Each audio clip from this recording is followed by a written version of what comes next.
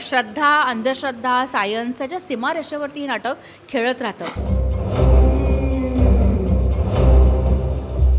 जसं नाटक पुढे सरकत जातं तसतसे तुम्हाला प्रश्न पडत जातात आणि त्या सगळ्या प्रश्नांची उत्तरंही तुम्हाला मिळत जातात.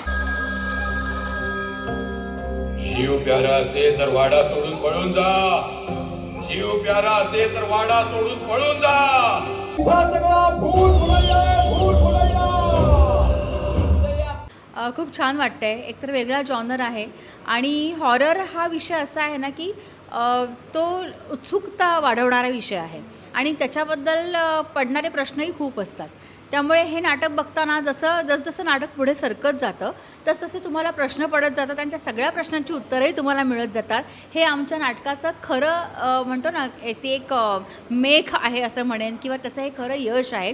आणि येणारा प्रत्येक माणूस येताना खूप सारं काय असेल भूलभुलैया नाटक सुरू झाल्यानंतर असं वाटतं लोकांना की हे काय आहे, हे कशा पद्धतीने पुढे जाणार आहे, कसं पुढे सरकणार आहे.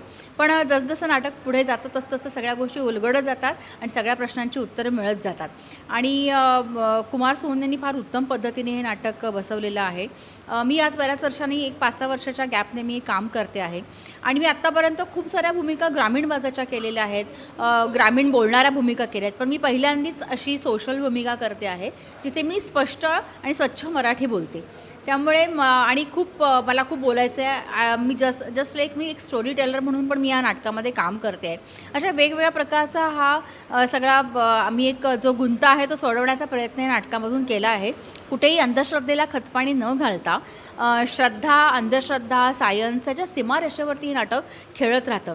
आणि आमचे निर्माते रणजित देसाई आणखीन केदार सामंत यांना मी थँक्स म्हणेन की त्यांनी या नाटकाच्या एवढ्या लाटेमध्ये एक वेगळं नाटक ते इथे घेऊन आलेले आहेत. आणि कुमार सोनीने उत्तम बसवलेलं आहे. विजय गवंडेंचं खूप छान म्युझिक याला लाभलेलं आहे आणि कलाकारांचाही अभिनय खूप सुंदर आहे. तर डॉक्टर परिणिता पावसकर आणि आमचा साहिल देसाई हे दोघंजणं नवीन आहेत आणि त्याचबरोबर आशुतोष घोरपडे आहेत. ही सगळी जी मुलं आहेत ना ही खूप म्हणतो ना मेहनती आहेत आणि खूप कष्टाळू आहेत. खूप उत्तम पद्धतीने त्यांनी काम केलं आहे. आणखीन त्यांना सेन्स आहे, बेसिकली अभिनयाचा सेन्स आहे आणि त्यांना प्रश्न विचारायला आवडतात. त्यांनी प्रश्न विचारून कुमार सोनींना भंडावून सोडलं होतं. मीही त्यांच्या प्रश्नांची काही उत्तरं दिलेली आहेत.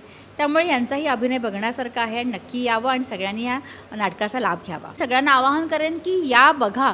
जोपर्यंत नाटक बघणार नाही तोपर्यंत कळणार नाही की भूलभुलैया नक्की काय आहे. Thank you so much.